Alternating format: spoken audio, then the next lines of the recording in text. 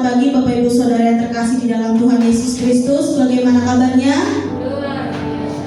Hari ini kita bersyukur karena boleh beribadah bersama dan menerima sakramen perjamuan kudus, mengingat kasih Tuhan Yesus yang telah berkorban bagi kita.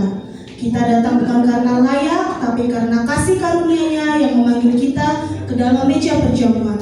Mari kita siapkan hati kita akan memulaikan ibadah dengan penuh hormat dan syukur. Dengan bangkit berdiri, kita sembah Tuhan, kita agungkan namanya, kita akan menaikkan pujian dengan satu pujian dengan apakan kebalas.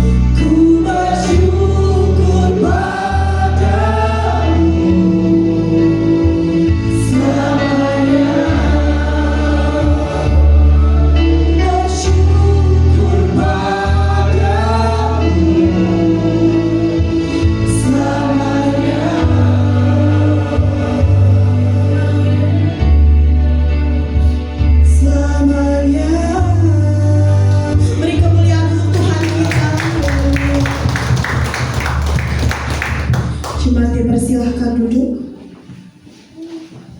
Bapak Ibu Saudara, mari bersama kita berdoa dan mengakui segala pelanggaran kita.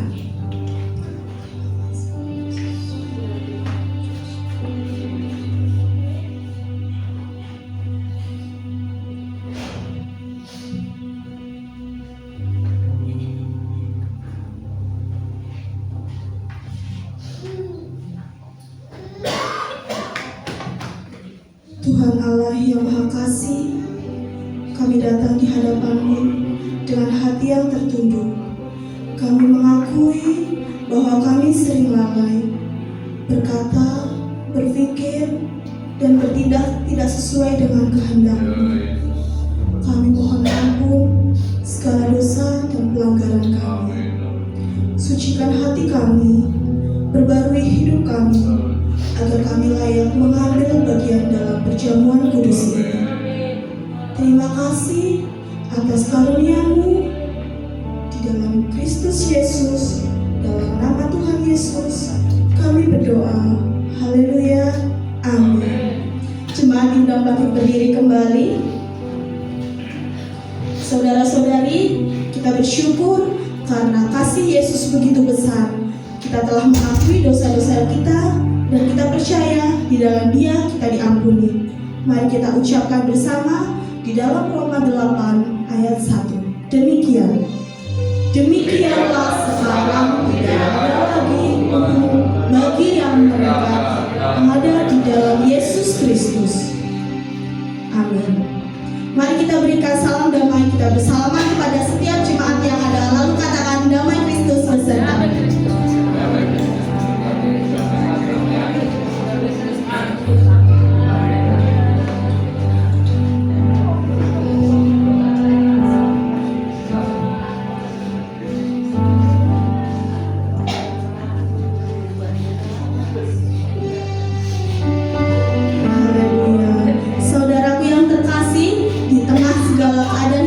Suka maupun duka, kita punya satu kebenaran yang tidak pernah berubah. Tuhan kita sungguh baik, kebaikannya nyata dalam setiap langkah hidup kita. Dan yang terbesar adalah ketika Dia memberikan hidupnya bagi kita. Mari dengan hati yang penuh syukur, kita naikkan pujian bersama-sama. Dia sungguh baik. Boleh sambil tepuk tangan ya Bapak Ibu Saudara.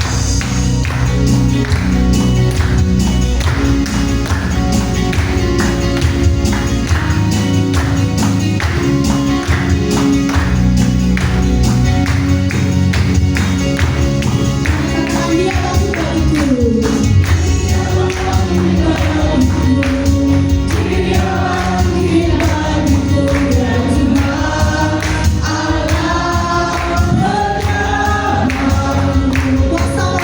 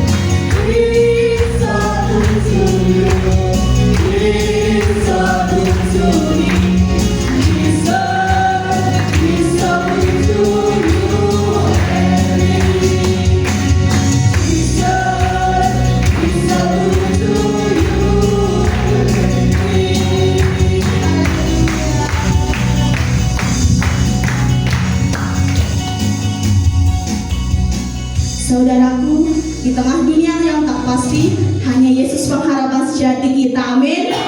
Mari kita nyanyikan bersama lagi, Yesus pengharapanku.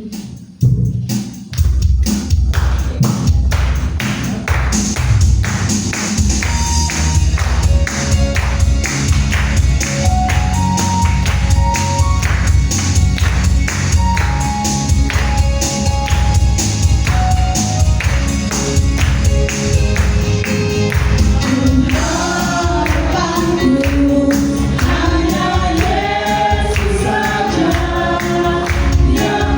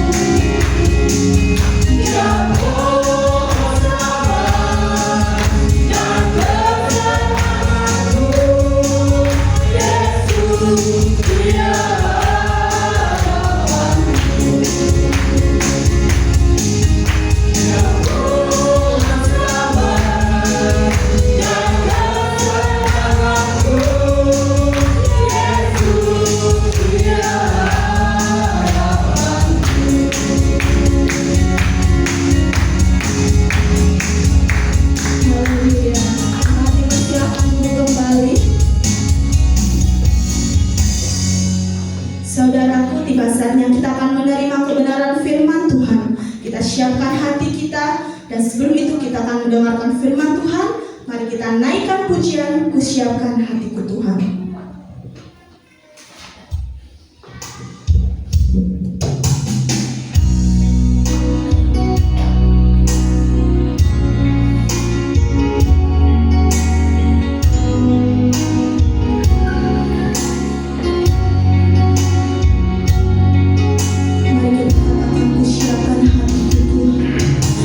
Siapkan hatiku Tuhan untuk dengar firman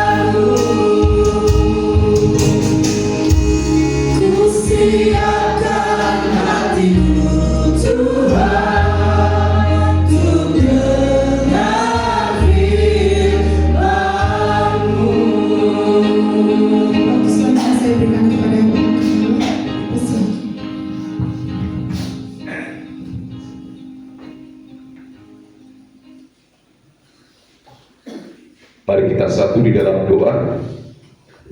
Bapa kami yang bertahta di dalam kerajaan surga, pada saat pagi hari ini kami bersyukur dan berterima kasih kepadamu ya Tuhan, di mana kami sudah memuji, menyembah, mengagungkan Engkau ya Tuhan. Kami bersyukur Tuhan karena setiap pujian, penyembahan yang sudah kami nyanyikan, sudah kami lantunkan ini, kiranya boleh menyenangkan hatimu ya Tuhan. Sebentar kami akan duduk diam mendengarkan firman Tuhan. Berbicaralah ya Roh Kudus, karena kami siap untuk mendengarnya. Di dalam nama Tuhan Yesus, Juru Selamat kami sudah berdoa. Haleluya. Amin. Shalom, selamat pagi Bapak Ibu berkasih Tuhan. Apa kabar? Ya, kita bersyukur kepada Tuhan pagi hari ini, karena pagi hari ini sebenarnya udah minggu ketiga ya, tapi kita melakukan perjamuan kudus, perjamuan suci, karena harusnya minggu pertama, tetapi kami atau saya dengan istri kemarin pulang ke Bengkulu sehingga acara perjamuan kudus dipending ya.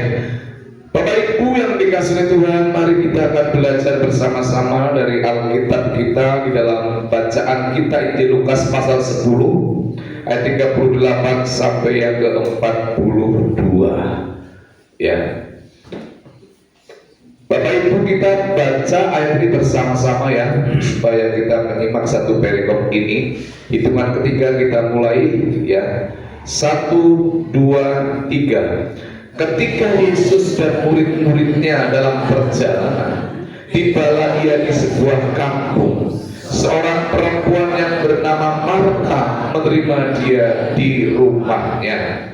Perempuan itu mempunyai seorang saudara yang bernama Maria. Maria ini duduk dekat kaki Tuhan dan terus mendengarkan perkataannya. Sedang Marta sibuk sekali melayani. Ia mendekati Yesus dan berkata, "Tuhan, tidakkah Engkau peduli bahwa saudaraku membiarkan aku melayani seorang diri? Suruhlah dia membantu aku." Tetapi Tuhan menjawabnya, "Marta, Marta, engkau khawatir dan menyusahkan diri dengan banyak perkara." Amin.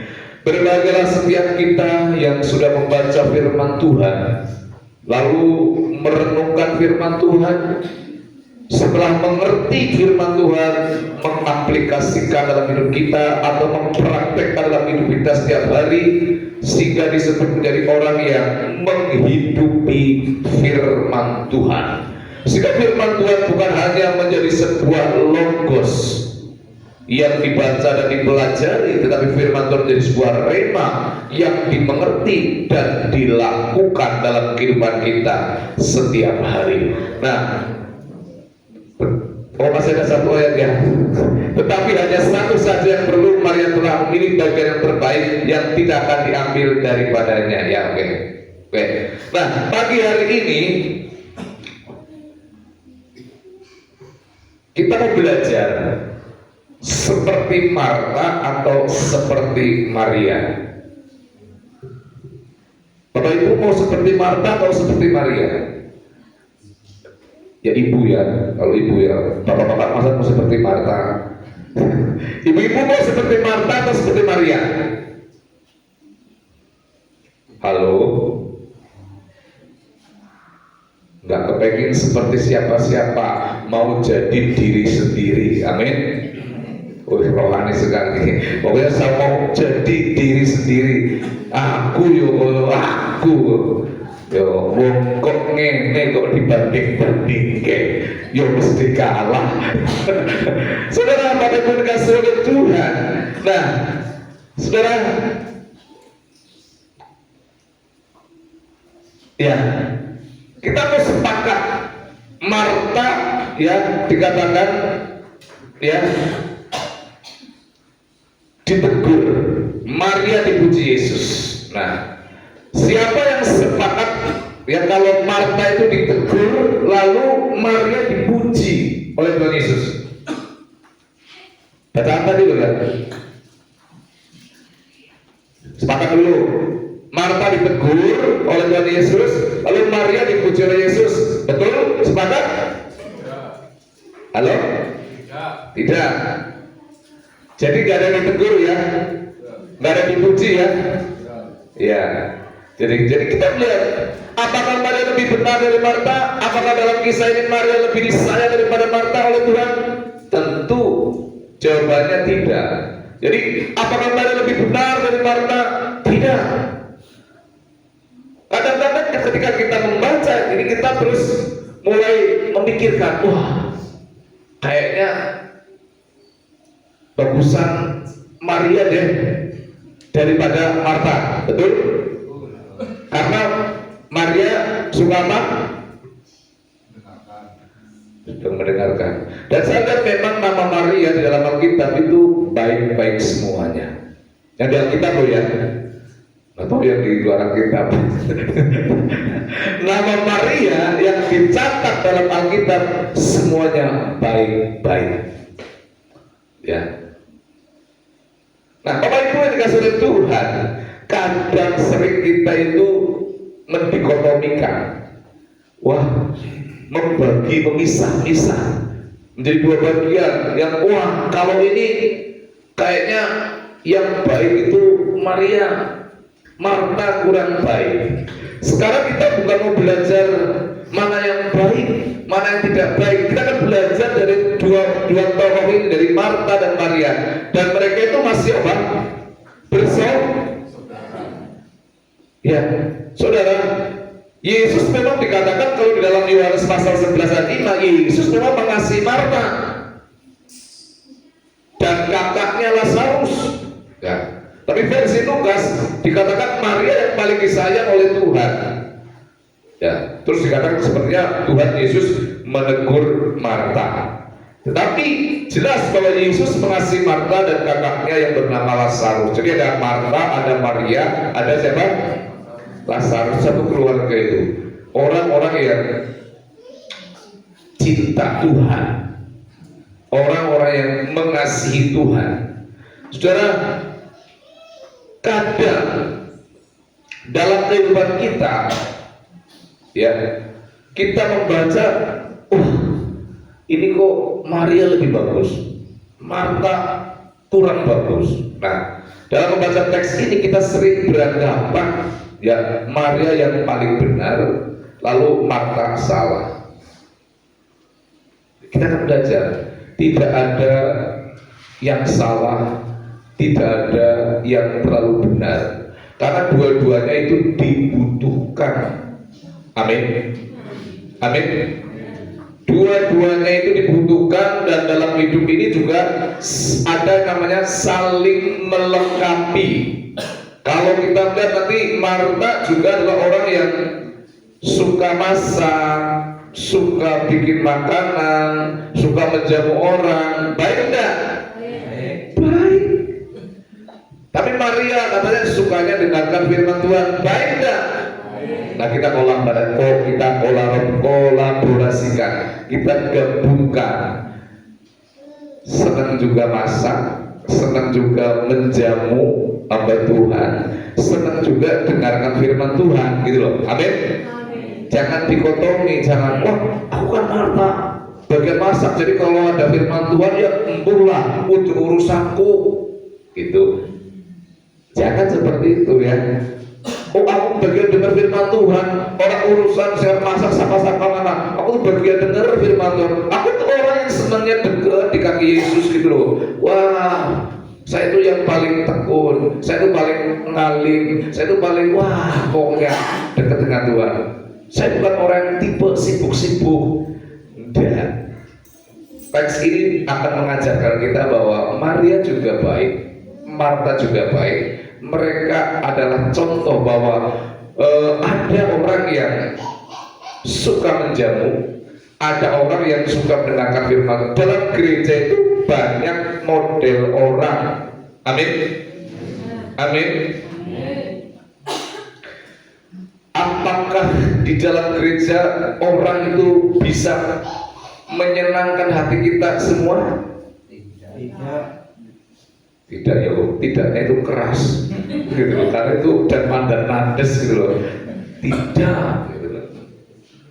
Apakah orang satu rumah bisa menyenangkan hati semua? Tidak. Ya, saudara. Terus yang menyenangkan siapa ini? Istri. Oh, haleluya, puji Tuhan. Istri yang paling menyenangkan, amin. Amin. Ya. Menyenangkan siapa? Oh, suami. Ya. Ya. Istri paling menyenangkan. Setuju Bapak-bapak? Setuju. Haleluya. Kalau tidak setuju nanti pulang ribut. Mau ngomong orang gawe kopi dewek ya. Kalau sangat dendelannya jelas begitu. Jadi suka tidak suka kudu ngomong suka, itulah. Karena sesungguhnya keterpaksaan saja. Senyum dan tawa hanya sekedar saja, gitu kan? Sebagai pelengkap sempurnanya sandiwara, gitu kan? Berawal dari manisnya kasih sayang, gitu kan? Dan seterusnya. Nah, kita sering membuat dikotomi. Kiri anak sing apik, kiri anak sing orang apik. Dikotomi itu pembedaan ya. Jadi bedakan gitu. Jadi kiri sing jemaat paling apik, kiri jemaat sing orang apik. Nah, bisa begitu? Bisa. Ramana ngomong manusia bisa semuanya. Amin. Bisa seperti itu. Nah, saudara, kita melihat apakah kalau misalnya orang ditegur itu berarti dibenci? Ya. Saya mau tanya dulu, kalau kita negur apakah berarti kita benci? Ya, berarti perhatian. Ya. Jadi belum tentu orang menegur itu benci ya. Lihat kiri kanan, ayo. Kalau kamu ditegur tuh berarti aku sayang. Amin. Jangan baper dulu. Amin. Gak ada ya. Suami pernah ditegur istri? Istri pernah ditegur suami? Enggak. Kalau salah tegur-teguran itu sudah kok. Dan suami gak tegur istri, istri gak tegur suami. Lah apa? Berarti gak tegur-teguran ya. Jadi sebenarnya kalau ditegur belum tuh kita itu gak disukai. Nah, apa iya dalam Wahyu 3:9 itu Tuhan sendiri berkata kepada jemaat Tuhan yang ada di Asia, barang siapa ku kasih ya aku dan ku, sebab itu relakanlah hatimu dan bertobat. Tuhan yang bilang loh, jadi barang siapa ku kasih ku bahkan ku hajar. Jadi kalau ada orang sudah gak mau negur, gak mau menghajar itu bukan berarti diajar terus damuki. Bukan, saudara. Mengajar itu kalian udah mendidik, menghajar, menegur. Kalau kita sama anak kita itu menegur, lalu mendidik, mengajar, itu karena apa? Mengasihi. Bukan karena membenci. Tidak selalu menegur itu berarti membenci.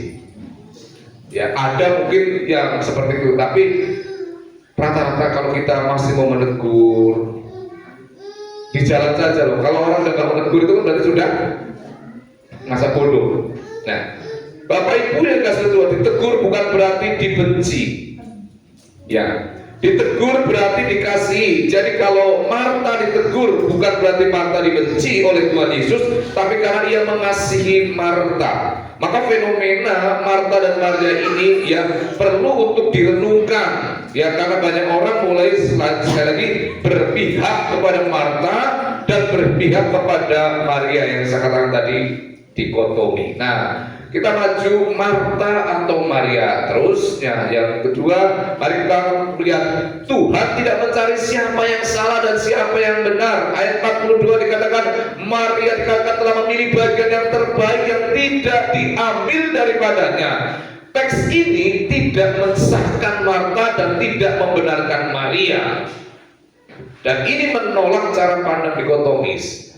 Ya, dan mengingatkan kita bahwa sekali lagi ada pelayanan-pelayanan praktis seperti Marta. Itu juga penting. Dan keintiman mendengarkan firman Tuhan itu juga penting. Jadi Tuhan tidak sedang membanding-bandingkan, menggunakan setiap orang kembali kepada hati kita masing-masing. Yang masak untuk kemuliaan Tuhan juga, amin. Yang dengarkan firman Tuhan juga untuk kemuliaan Tuhan, amin. Ya, semuanya dipakai, semuanya. Coba kalau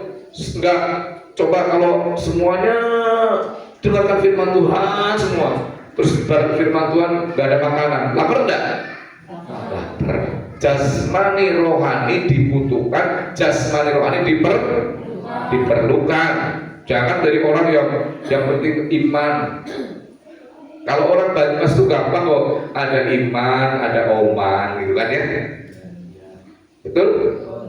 Jadi bukan iman saja, iman itu kan dalam hati, sedangkan oman itu di luar hati. Ya. Orang Banyumas juga bilang, banyak orang Banyumas ya, nek wetenge ngelih jere imane ngalih. Ya bu benar gemboran, tapi karena perut yang lapar. Maka dari itu perhatikan saudara, jangan terjebak dalam dikotomi paling benar, ini tidak benar. Nanti kita akan melihatnya. Jadi kita melihat pilih Marta teman Yesus datang waktu itu dalam kesibukannya, ya. Datang dalam kesibukannya, ya Yesus itu sibuk, kok di mana-mana pelayanan, dia orang penting, dia guru, dia pembuat mujizat, dia tiba-tiba datang ke Betania, mampir ke rumahnya Marta Maria, maka dia lihat, wah momen ini momen yang begitu baik, ya kita akan lihat. Dan bagi Marta dia tangkap momen ini momen yang baik, aku masak. Bagi Maria momen ini momen yang baik, aku dengarkan firman Tuhan, gitu kan? Ya kan semua orang punya persepsi sendiri kan, punya pandangan. Oh ini mumpung pendetanya kesini, aku masak misalnya. Aku pendetanya kesini, aku terdengarkan dia bicara apa, ada yang gitu. Atau yang mungkin mumpung pendetanya kesini, aku terlunga. Ya misalnya kan bisa saja gitu loh. Tergantung siapa orang yang mau loh. Jadi kan gimana? Beda-beda kan gitu loh. Jadi iya, kalau tadi kan satu pendeta datang masak, satu pendeta datang dengar firman, satu lagi pendeta datang tinggal rumah. Itu ada di Alkitab. Itu ya, itu yang menggenapi itu saya dan saudara. Amin. Iya. Karena di Alkitab dicatat saudara. Nah, saudara, kita melihat bahwa mereka orang satu rumah itu beda pendapat gitu loh. Dan Yesus tidak marah kok. Yang marah itu biasanya kalau beda pendapatan. Beda kan ya? Beda pendapat sama beda pendapatan beda enggak? Iya. Kalau beda pendapat sih jelas rampung. Beda pendapatan itu orang suwe-suwe. Orang beda penghasilan. Beda pendapatan. Nah, ini yang jadi masalah kadang-kadang saudara. Kita melihat bahwa Maria memilih bagian yang terbaik. Perhatikan, Maria memilih bagian yang terbaik. Nah, nanti kita akan melihat ya. Ya. Marta pertama orangnya rajin bekerja. Amin. Bapak Ibu rajin bekerja? Amin ya. Baik dan rajin bekerja. Ayat 40 dikatakan Marta itu sibuk ya melayani, bekerja, bikin makanan. Yang kedua dikatakan rajin apa? Baik. Jadi Marta itu baik, bekerjanya rajin, melayani rajin. Amin, amin, amin. Ayo, amin. Kaum muda, kerja iya, melayani juga. Marta ini Maria belum nanti. Oh, Maria. Oh, Mariana. Maria belum. Jadi rajin bekerja. Ya. Jadi saya kemarin waktu pulang ke Bengkulu senang ketika lihat anak kaum muda pada antusias kerja. Udah lulus, ada yang kerja jadi pegawai negeri, ada yang kerja di pabrik, ada yang kerja di toko besi gitu. Jadi tapi mereka giat melayani. Begitu. Jadi mereka, saya lihat ada orang yang orang tuanya juga cukup mampu, saya lihat juga kerja semangat gitu loh. Apalagi tidak mampu kerja semua hari Minggu nyanyi, pelayanan semua gitu. Jadi nanti akan maju, akan diberkati oleh Tuhan dengan luar biasa. Jadi Marta rajin bekerja, anggap dia orang rajin bekerja. Amin. Saya juga harus jadi orang yang rajin bekerja. Jangan malas, karena orang malas itu sangat dekat dengan kemiskinan. Bukan berarti miskin loh ya, tetapi sangat dekat. Saya tidak mengatakan orang malas itu miskin, tapi orang malas sangat dekat dengan ya dekatnya mah dari perak lah ya, tetangga. Rajin melayani, Marta sibuk melayani. Dia dikatakan seorang pelayan meja, diakonia, ya, sibuk dalam banyak perkara. Jadi momen ini Marta selain dia rajin bekerja, rajin melayani, dia juga betul-betul sibuk. Sibuk itu artinya nggak seperti biasa. Karena Yesus tamu agung, idola banyak orang. Kalau mungkin waktu itu banyak udah ada HP, banyak yang foto, banyak yang buat status, wah ini orang penting. Nah momen ini digunakan kalau dia betul-betul masak, bukan hanya sekedar masak nasi.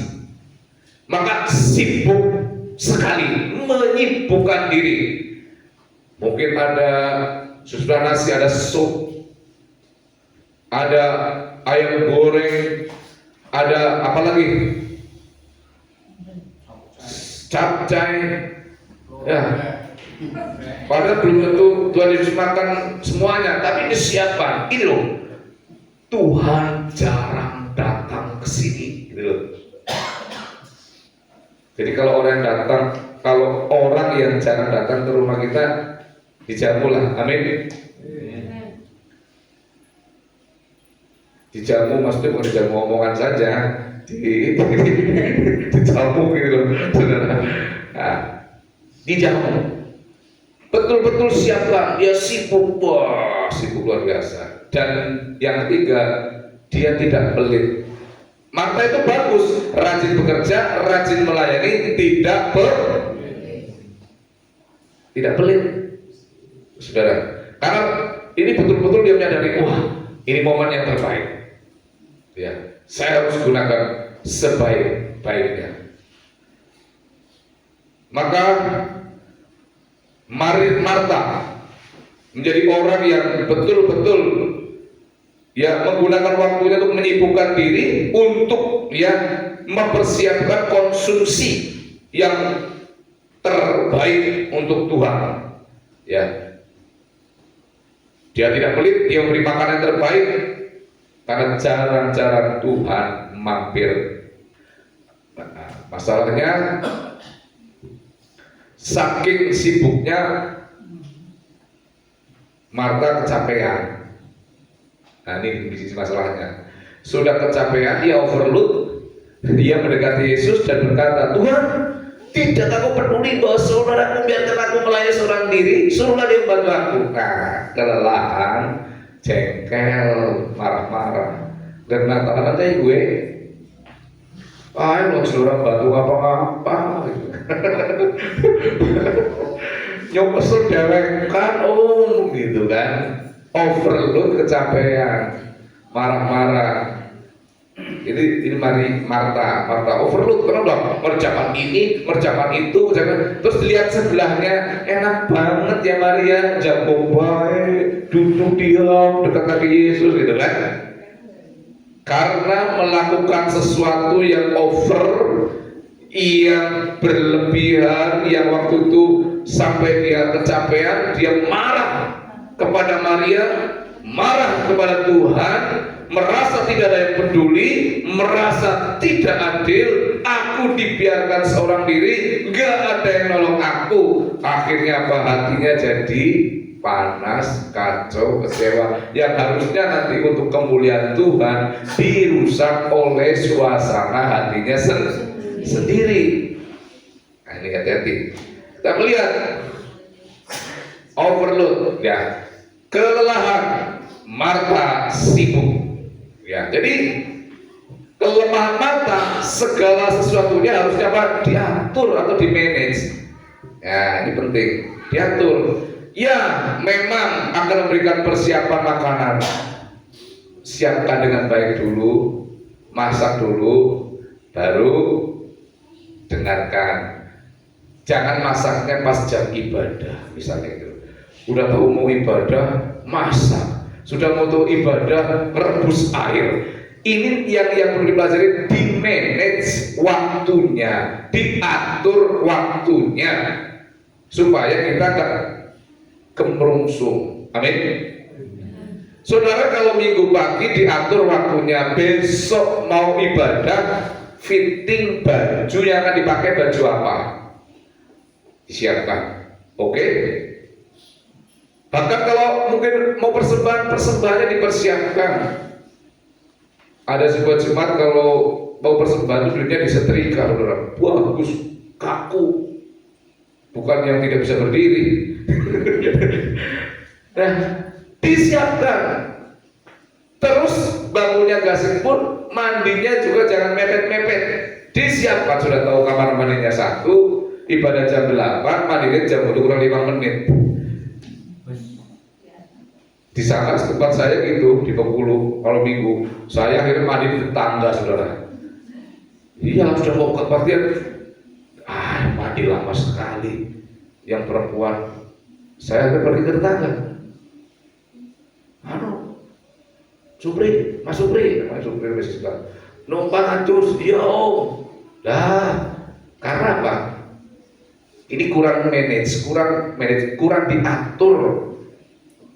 Amin. Ini kan pelajaran penting, diatur waktunya. Segala itu diatur. Mau sekolah diatur, mau kerja diatur.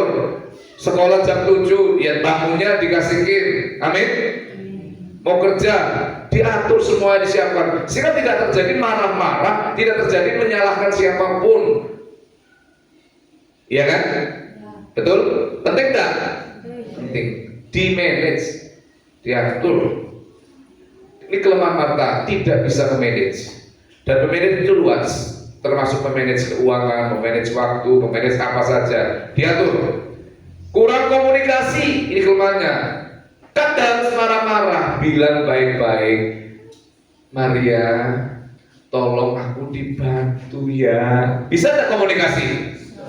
Tapi kita nggak mau komunikasi, langsung marah. Bisa begitu enggak? Tolonglah. Nah, karena satu tidak bisa memanage, jadinya marah. Karena ada masalah. Karena tidak ada komunikasi atau kurang komunikasi.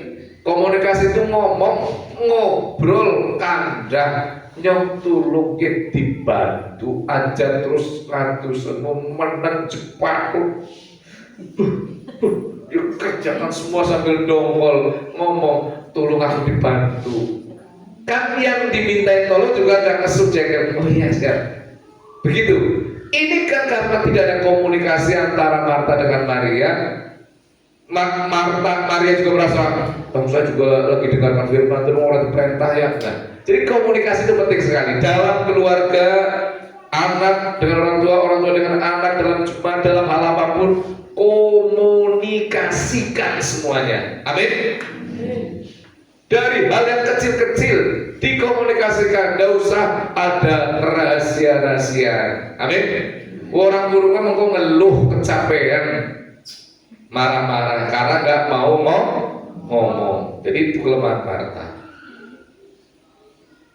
Sudah tidak bisa memanage, rajin melayani, rajin bekerja, tidak pelit, bagus, tapi tidak bisa mengatur waktu. Ini penting Bapak Ibu. Bagi kita semua dari yang kecil sampai yang tua, atur waktu, kapan waktu main HP, kapan waktu mau bekerja, kapan waktu untuk masak, kapan waktu untuk jalan, kapan waktu bekerja. Jadi jangan tidak teratur. Amin.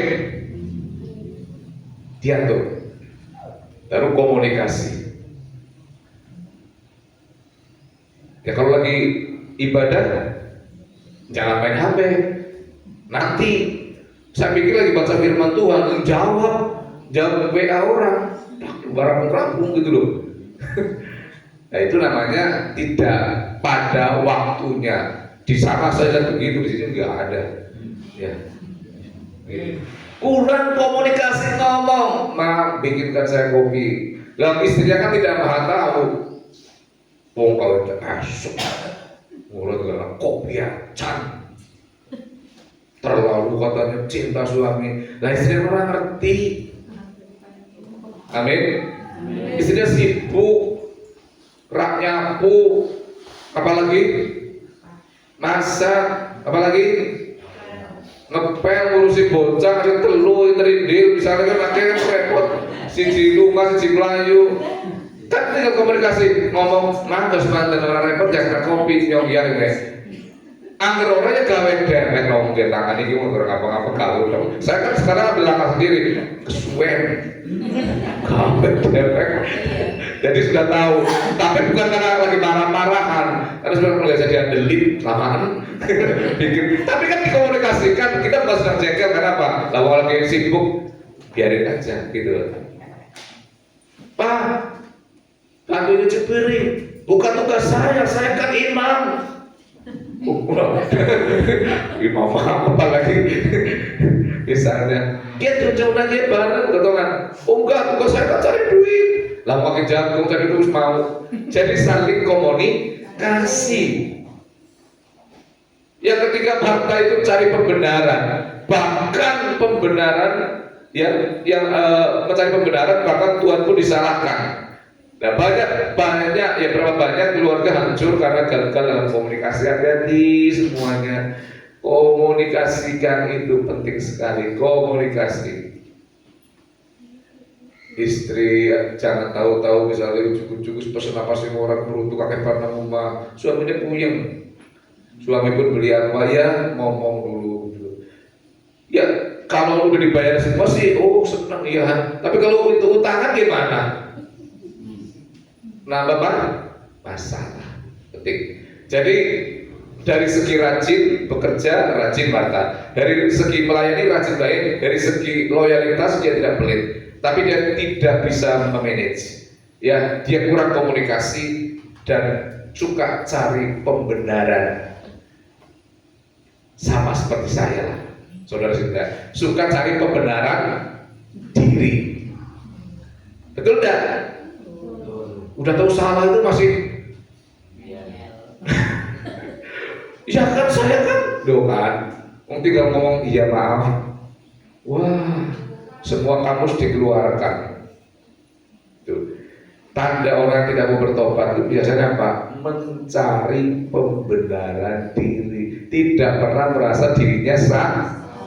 Nah, itu sama dengan ahli Taurat sama orang Farisi.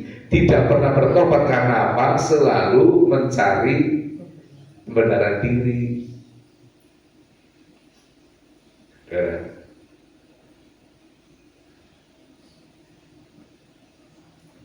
Suatu saat saudara, ada seorang istri yang berulang tahun. Kalau istri saya kemarin ulang tahun, kadonya bapaknya dipanggil Tuhan. Seorang istri ulang tahun. Istri kalau ulang tahun dikasih kado sama suami senang dah?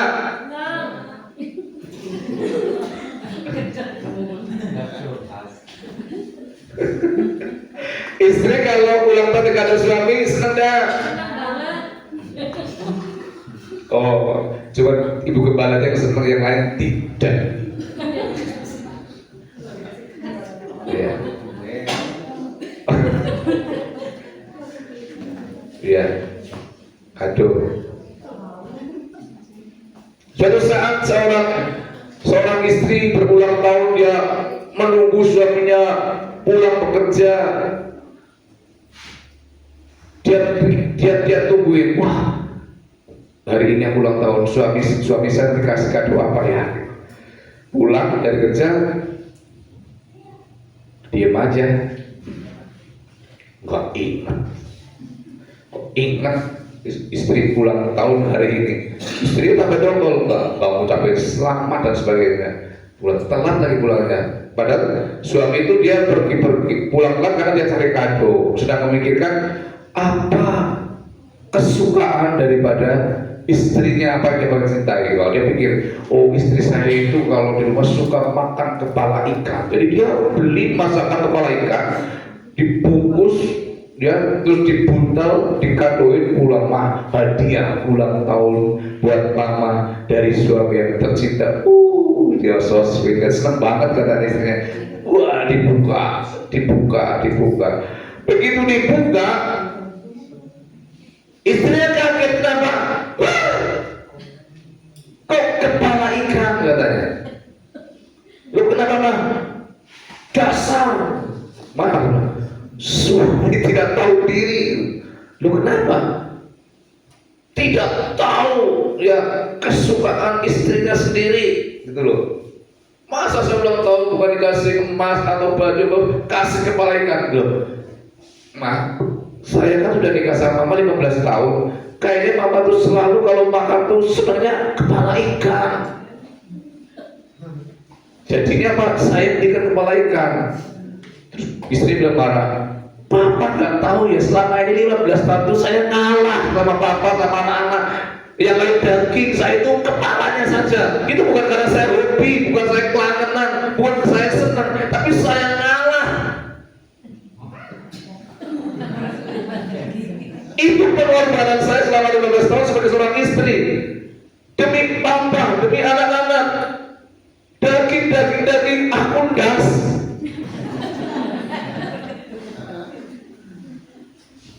Kenapa papa 15 tahun menjadi suami tidak mengerti? Kenapa tidak mengerti? Tidak komunikasi, tidak pernah tanya. Jangan-jangan mama lu seneng banget dasrikan apa utuh. Bukan, saya bukan memberikan kebaikan, itu pengorbanan saya kepada keluarga. Amin. Kadang-kadang, lah kan jadi senang banget makan kebanggaan dulu, hobi apa ya? Ya udah hobi. Itulah memang menyesuaikan dengan atmosfer.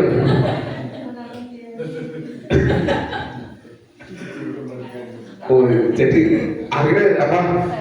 Bolak-balik dijujuki kodok kembang baru lama-lama kali hobinya senang. Ya astagfirullahaladzim. Orang memang kalau nggak komunikasi tidak tahu, bukan kelangenan, menyesuaikan atmosfer, keadaan. Bapak Ibu kasih Tuhan. Marta memang rajin bekerja, rajin melayani, tidak pelit, loyalitas terhadap pekerjaan Tuhan, tapi dia tidak bisa manage, ya, dia tidak bisa mengatur, lalu dia sendiri suka menyalahkan, ya. Jadi kita melihat bahwa dia tidak bisa manage, dia kurang komunikasi dan suka mencari pembenaran diri sendiri. Itu Marta. Nah, sekarang Maria, terakhir Maria dia menangkap peluang dengan baik. Ia tahu Yesus sang guru agung membuat mujizat akan mampir ke rumah. Maria duduk manis mendengarkan firman Tuhan. Firman Tuhan itu dianggap terpenting karena firman Tuhan itu yang membuat dia bertumbuh imannya, dan firman Tuhan yang membuat dia kuat imannya, saudara. Jadi masalahnya Maria itu bisa menangkap peluang terbaik. Sebagai kesimpulan adalah Marta memilih yang terbaik, memilih yang baik. Jadi di antara yang baik itu ada yang terbaik. Memasak baik, memberikan tumpangan baik, menolong antara yang baik ada yang terbaik. Amin. Di antara yang penting ada yang terpenting. Amin. Tangkap ya. Jadi dua-duanya sebenarnya baik kok. Marta baik, Maria baik, tidak usah dikotomi, tidak usah membedakan, tapi kita tangkap dari pelajaran ini bahwa di antara yang baik ada yang terbaik. Contoh, beli baju baik. Baik mana beli baju sama bayar anak sekolah? Nah, maksud saya kan di antara yang baik ada yang apalagi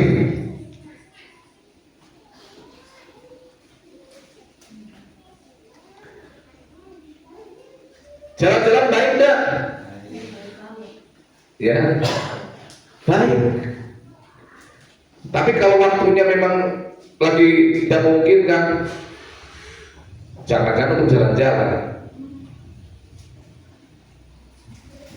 Untuk beli seragam aja kurang, ya beli seragam dulu, jalan-jalannya dipending. Jadi konteks ini mengajarkan bagaimana memilih yang terbaik di hadapan Tuhan.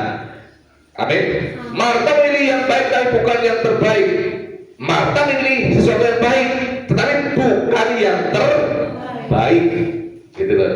Itu masalah jasmani, bisa dipending. Maria tahu memilih yang terbaik. Dan di dunia ini semua banyak yang baik, tapi yang terbaik dalam hidup kita hanya Tuhan Yesus. Amin. Saya mau tanya, apa yang lebih baik di dunia ini dari Tuhan Yesus? Ini ada kan? Jadi skala prioritasnya harus tahu, ya. Dalam hidup banyak hal yang baik, tapi lakukan dahulu yang terbaik atau yang terutama. Jalan-jalan baik, tapi kalau saatnya kerja, ya Tuhan yang menjadikan ya yang terutama dalam hidup kita. Jadi kita jadikan Tuhan itu yang terbaik. Ada banyak hal, saya tidak mengatakan bahwa beli baju tidak baik, jalan-jalan tidak baik, ya. Ada yang terbaik di dalam hidup kita.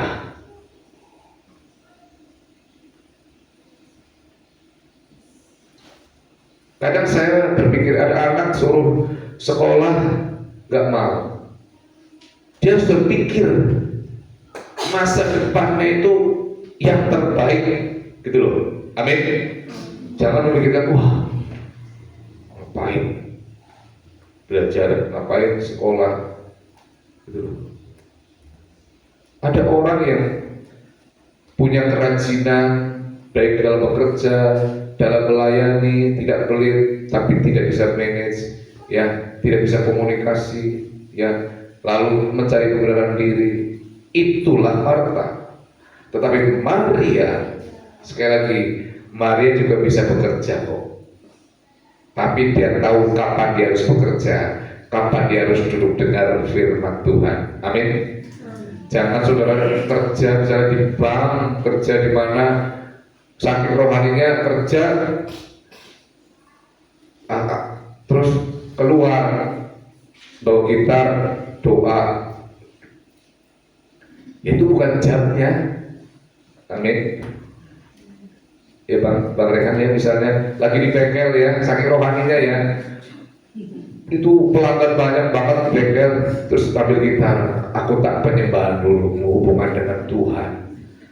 Itu kan namanya tidak bisa ngatur waktu, manage dengan baik. Kerja, tunduk, turut, taat, ikuti aturan, instruksi bos, karena dia yang bayar. Amin. Jangan kita yang ngatur bosnya. Kelemahannya kadang-kadang bos suruh diatur, ya tidak bisa. Seperti itu. Jadi tahu yang prioritas. Amin. Mau jadi Marta atau Maria, semuanya baik. Tapi yang terbaik kita adalah bisa melakukan yang terutama. Mana yang harus diutamakan, itu kita lakukan, kita belajar, kita hikmah dari Tuhan. Oh, ini yang saya utamakan, ini yang terutama, ini dipending. Tuhan memberkati. Amin. Kita akan berdoa sebelum masuk ke dalam perjamuan kudus. Tuhan Yesus, pada saat pagi hari ini kami sudah membaca dan merenungkan firman Tuhan. Biarlah firman Tuhan yang sudah kami baca, firman Tuhan yang sudah kami renungkan, boleh kami lakukan dalam hidup kami. Baik Marta maupun Maria, mereka baik. Tetapi yang menjadi maksud dan rencana Tuhan adalah bagaimana kami bisa mengutamakan yang terutama, memprioritaskan yang terpenting terlebih dahulu. Ada banyak hal dalam hidup kami, hal-hal yang penting, tapi bisa dipending. Ada banyak hal yang penting, tapi bisa kami lewati terlebih dahulu. Karena ada hal-hal yang lebih urgent, lebih penting dalam kehidupan kami. Terima kasih, terutama Tuhanlah yang terpenting dalam hidup kami. Dalam nama Tuhan Yesus kami sudah berdoa. Haleluya. Amin.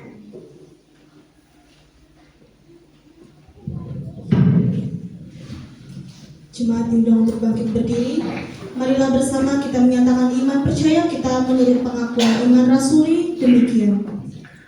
Aku percaya kepada Allah, Bapa yang Maha Kuasa, Khalik langit dan bumi, dan kepada Yesus Kristus anaknya yang tunggal Tuhan kita, yang dikandung daripada Roh Kudus, lahir dari anak darah Maria, yang menderita di bawah pemerintahan Pontius Pilatus, disalibkan, mati dan dikuburkan, turun ke dalam kerajaan maut, pada hari yang ketiga bangkit pula dari antara orang mati, naik ke surga, duduk di sebelah kanan Allah, Bapa yang Maha Kuasa, dan akan datang dari sana untuk menghakimi orang yang hidup dan yang mati. Aku percaya kepada Roh Kudus, gereja yang kudus dan am, persekutuan orang kudus, pengampunan dosa, kebangkitan dari dan hidup yang kekal.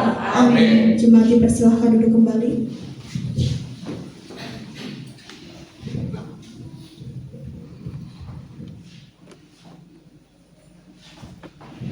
Umat yang dikasihi Allah, saat ini kita akan masuk dalam acara sakramen perjamuan kudus. Kepada petugas pelayan perjamuan kudus dipersilakan maju ke depan.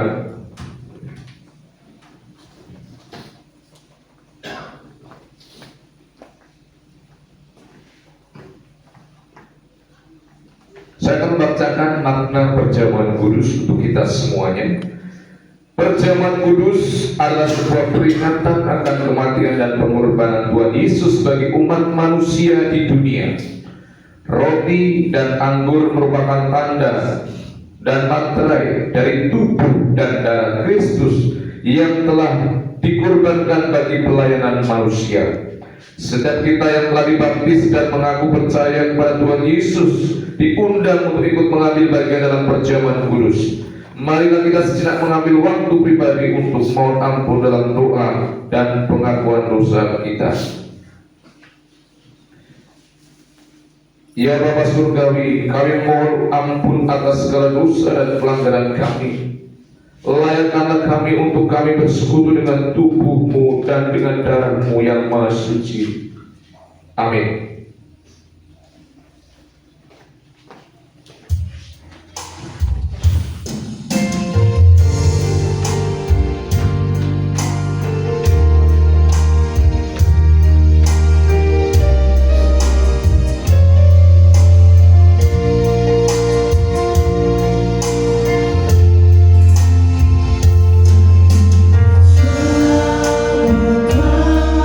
Aku di hadapan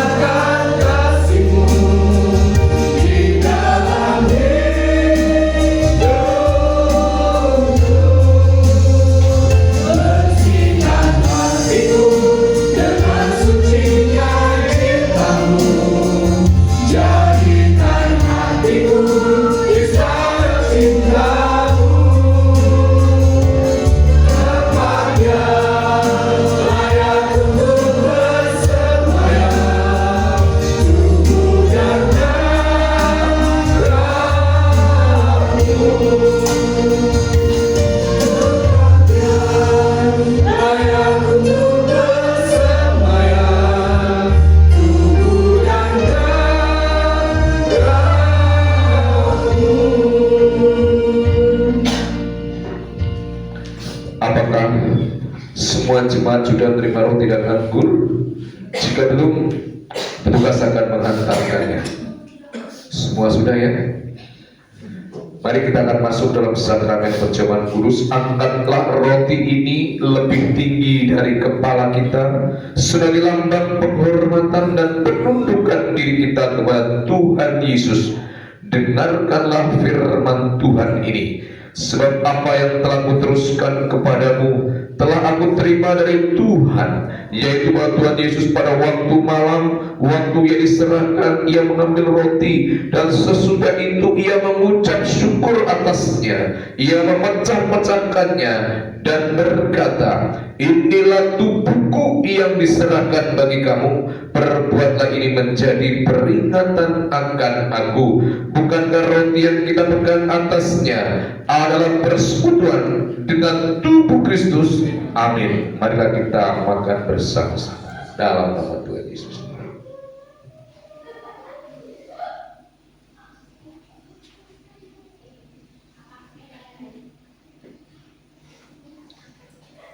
Angkatlah cawan ini lebih tinggi dari kepala kita sebagai lambang penghormatan dan penundukan diri kita kepada Tuhan Yesus, dan dengarkanlah firman Tuhan. Demikian juga ia mengambil cawan sesudah Tuhan Yesus makan, lalu berkata, cawan ini adalah perjanjian baru yang dimeteraikan oleh darahku. Perbuatlah setiap kali kamu meminumnya menjadi peringatan akan aku. Bukankah cawan pengucapan syukur yang atasnya kita pegang adalah persekutuan dengan darah Kristus? Amin. Mari kita minum bersama dalam nama Tuhan Yesus.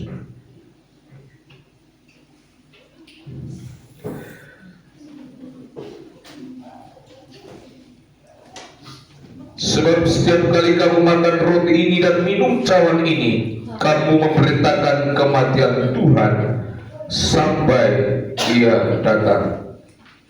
Marilah kita akan menyanyikan doksiologi Pujilah Khalik Semesta.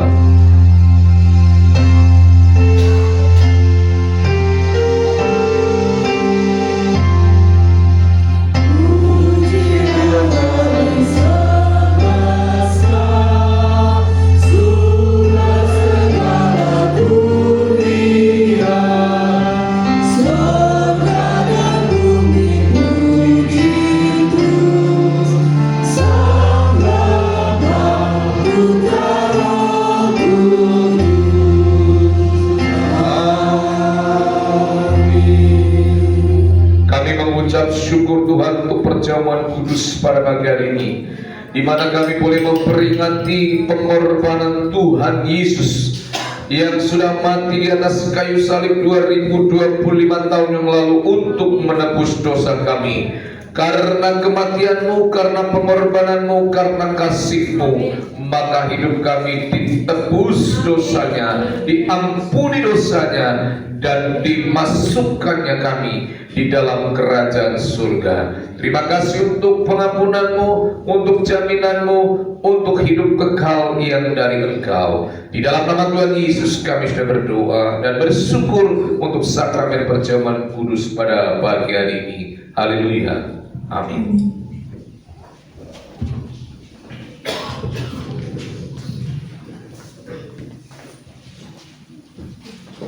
Mari kita bersama mengumpulkan persembahan syukur kita untuk mengiringi persembahan. Kita akan menaikkan pujian, nyanyikanlah nyanyian baru.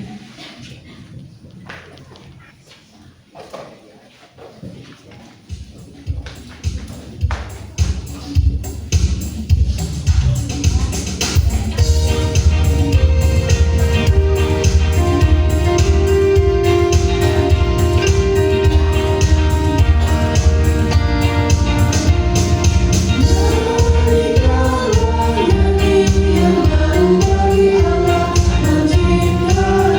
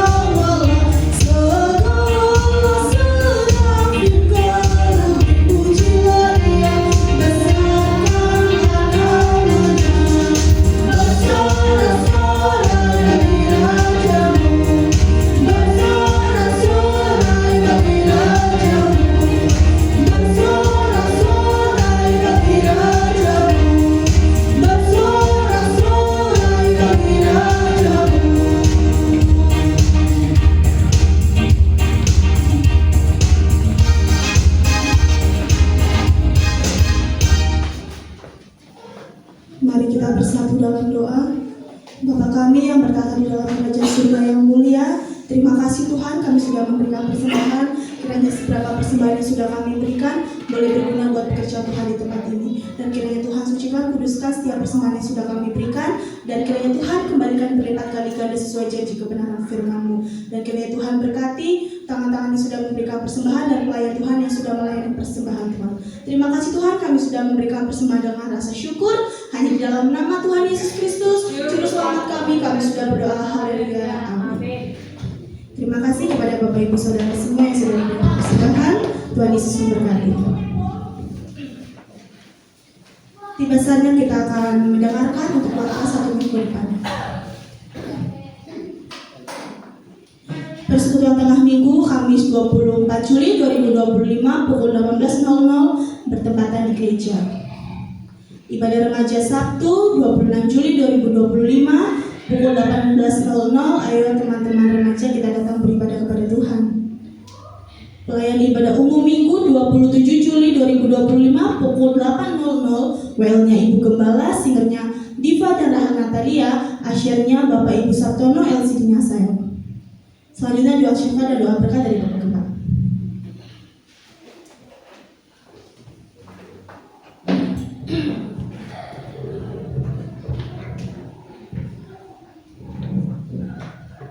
Mari kita akan berdoa, kita bersyafaat kepada Tuhan bersama-sama.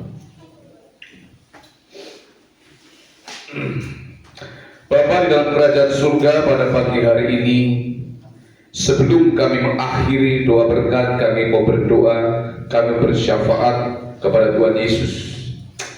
Tuhan, pada saat ini kami datang di hadapan-Mu dengan hati yang penuh iman, hati yang penuh percaya, hati yang penuh dengan harap.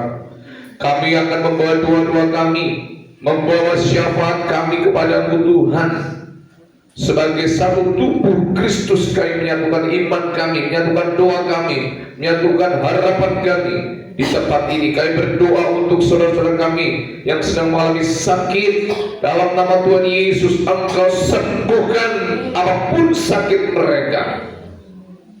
Demikian juga mereka yang mengalami tekanan hidup, Tuhan tolong supaya berikan kelegaan. Pergumulan-pergumulan yang berat yang mereka hadapi, Tuhan tolong.